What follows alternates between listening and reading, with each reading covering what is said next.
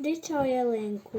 Sunce je tek izvirilo iza kamenog vrhunca i stalo se probijati kroz jutarnje izmaglice kada su se Pero, Ćiro, Jozo i mali Slavko zaputili prema gustoj hrastovoj šumi što se tamnjela na padinama brijega.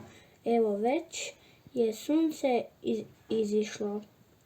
Hajdemo brže, poviče Pero, vižljast, brz, nestrpljiv, požurujući svoju družbu.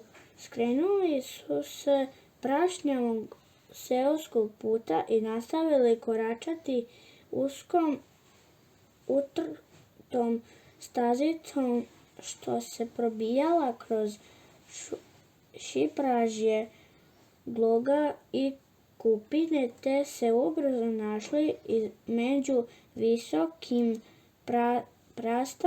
prastarim stablima ispod bujnih krošanja kroz koje je jedva probijalo sunce.